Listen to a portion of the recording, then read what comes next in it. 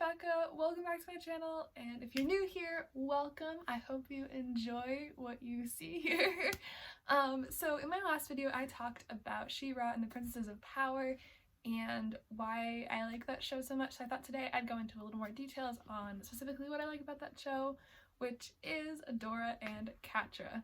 Hi guys, it's me editing. I just wanted to pop in here and put a spoiler warning because I completely forgot to do that while I was filming this the first time. So spoiler warning for all of She-Ra. If for some reason you haven't seen all of it yet, here is the spoiler warning. So don't get mad if you see spoilers. So if you haven't seen it, watch the rest of the show and then come back and watch this. Alright, let's get back to the video. I've always found like their dynamic super interesting. I love the way the two of them play off of each other, and I've been rooting for them since the beginning. I wasn't sure if they were actually going to end up together, but I've always wanted them to at least like reconcile and like become friends again, but I'm so glad that they did more than that. I'm glad that they like finally became like a couple, and I'm so glad that the writers like actually got to do the ending that they wanted to. I found the ending like super satisfying. I really enjoyed it, and I just wanted to talk more about like why the two of them work so well together and what makes them just an awesome couple as it is. So let's do it. The first reason that catradora works is the fact that they have a strong foundation. They were childhood best friends that grew up in the Horde together, and they also experienced a lot of hardships together that were thrown their way. However, they did not go through the same thing in the Horde. Adora was at least treated with like some ounce of respect from Shadow Weaver, whereas Catra was treated like the dirt on the bottom of Shadow Weaver's boot. So this would end up creating tension for them that wasn't super obvious at first, but it would create tension and lead to a lot of their problems down the line, with Catra always feeling as though she was Adora's sidekick. And this is the beginning for what really like brought them to their own like sides. Like obviously Adora saw that the Horde was evil and she didn't like that, but without this, Catra probably would have gone with her. She wouldn't have stayed in the Horde, and this is really the start of it all. And without this, I don't think they even would have been friends to begin with. So if they didn't have this like strong foundation, they would not have gotten to where they are by the end of the series. The second reason that catradora works is the fact that they spent time apart from each other. Granted, this wasn't like, you know, like a normal couple. They're just like, yeah, we just need a break. We're gonna take a break, learn to be ourselves without the other person.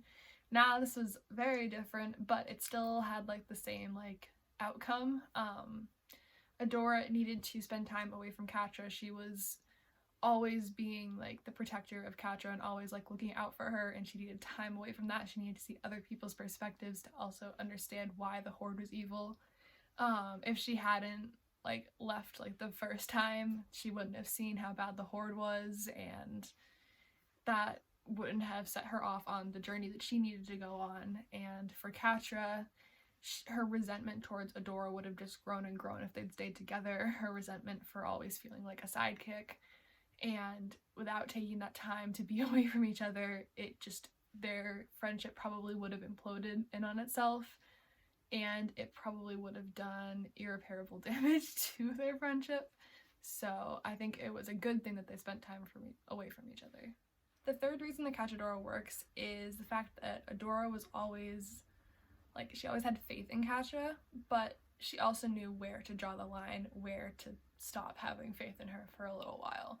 So throughout the first 3 seasons, Adora is constantly shown trying to bring Catra over to the rebellion side. She's trying to make sure, like, she's trying to get her best friend to come back to her, and so they can like rekindle the friendship that they had before. However, after Catra opens the portal, Adora has had enough. She is sick of Catra always putting the blame on other people and not taking responsibility for the things that she's doing. She's sick of sticking up for Catra, and that's when she takes her anger out on Catra. And this time it's not She-Ra that's fighting Catra, it's Adora, and I think that's the big distinction here. Adora and She-Ra are 2 different people. Yes, Adora is She-Ra, but they're 2 separate beings. She-Ra is like its own like separate like cosmic entity. A ton of people can be She-Ra. However, Adora is just Adora. She is not Adora and She-Ra. Like, they're 2 separate people. and the fact that it's Adora that's finally fighting Catra and not She-Ra really shows how far their relationship has drifted apart, although this was necessary for Adora. So the fourth reason why it works is the fact that Catra acknowledges that she was doing bad things and she was actively trying to change herself for the better. So Double Trouble brought up a lot of different things about Catra that Catra really didn't want to hear. They brought up insecurities and stuff that Catra has been like internally dealing with but hasn't really actually been dealing with them. And I think that is really what Catra needed. She was not going to deal with any of this stuff without help from other people. And those other people happened to be Double Trouble as well as Glimmer. Glimmer like was able to bring out the idea to Catra that she needed to at least do one good thing in her life. And for Catra, that was saving Glimmer and proving to Adora in the process that she was going to do one good thing in her life. And Catra, like there, she thought that was going to be it. She didn't think that there was anything left for her after she saved Glimmer. She didn't expect Adora to come and rescue her. She thought that she was probably going to end up being killed by Horde Prime. Like, she thought that was the end. Like, that was it. That was her moment. That was her doing one good thing. But that wasn't the case. After being rescued, though, she was able to apologize and be friendly towards Adora, as well as all the other princesses who she hurt, including Entrapta and Scorpia. And I think that shows that she actually actively wanted to change. She was able to not only apologize to the person she really wanted to apologize to, which was Adora, she was able to apologize to everyone else, which shows that she really did want to change. Even though the characters on the show forgave Catra, the show needs to make it seem realistic so the audience can understand why the characters did forgive her. One of the ways that they do that is by having Catra and Glimmer parallel each other. Catra, throughout most of the series, always pushed away the people that were close to her. She closed herself off and took her anger out on the people that wanted to help her, basically ensuring that she did push them away, and it left her all alone in the process. The same thing happened to Glimmer when her mom died. She got all of this new responsibility thrown on her, probably too much responsibility for her to handle at the time, and she took out her anger on her friends, also pushing them away. I think by having these two characters, having one character, Glimmer, which is a main protagonist of the show who is seen as a good character, have like a very similar struggle to Catra, really helps to put her motives in perspective to help the audience understand her better, which I think helps the audience feel better about the rest of the characters forgiving her and making it seem a little more realistic. Something that adds to the realism of Catra and Adora's reunion is that it wasn't perfect. Catra had a really hard time accepting the fact that Adora really did want her there, and that as long as Catra didn't go back to her old ways, Adora wasn't going to leave again. However, Catra did feel as though if Adora didn't choose her completely, she didn't want her at all. So when Adora takes a failsafe going with Shadow Weaver's plan, it feels like Adora is leaving her again. You saw what happened! Adora chose Shadow Weaver, okay? Not me! Adora doesn't want me! Not like I want her.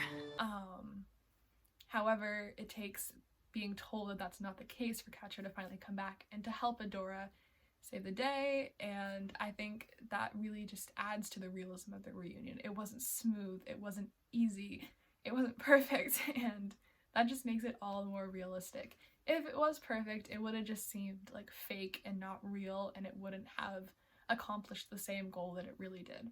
I think what both of them ended up needing to learn was something that the other character already knew. Adora has always been the selfless one, always willing to put herself first over others. She was always willing to put herself in harm's way to protect Catra from Shadow Weaver, to protect Bow and Glimmer, as well as everybody else in Etheria. However, she needed to learn how to be a little selfish. She needed to learn how to finally go for what she wants for once, not just what she thinks everybody else would want. And she's able to learn this from the help of Mara. Knowing that Mara sacrificed herself so that Adora will be able to live the life that she wants to is what finally gives Adora that push to go for what she wants and to fight to make sure that she's able to make it back to Catra and the rest of her friends. Catra, on the other hand, needed to learn how to be selfless. She's always been the kind of person to put herself first and to always go for what she wants, what she needs, or what she thinks she needs anyway. And that was not the best thing for her. What helped her finally learn to be a little selfless was going back for Adora and helping her destroy the heart of Etheria. She needed to finally see that it isn't just about her, that she needs to focus on other people as well, and that is what finally helped her move on from her past and move forward. In the end, I think this catradora is such an important ship, and it was done really well. I'm super happy that they ended up together, and I think that the writers did a really good job with it. I love it, and they're pretty much the main reason that I go back and watch the show over and over again. Anyways, that's it for the video, guys. I hope you enjoyed it. I had a lot of fun filming it. I love talking about She-Ra and Catradora as well. They're definitely my favorite part of the show. And if you guys want me to do more videos like this where I talk about TV shows and couples and just dynamics of the show, I will definitely be willing to do that because I really like doing it. So if you enjoyed it, please leave a thumbs up. That'd be greatly appreciated, and I will see you guys in my next video. Bye!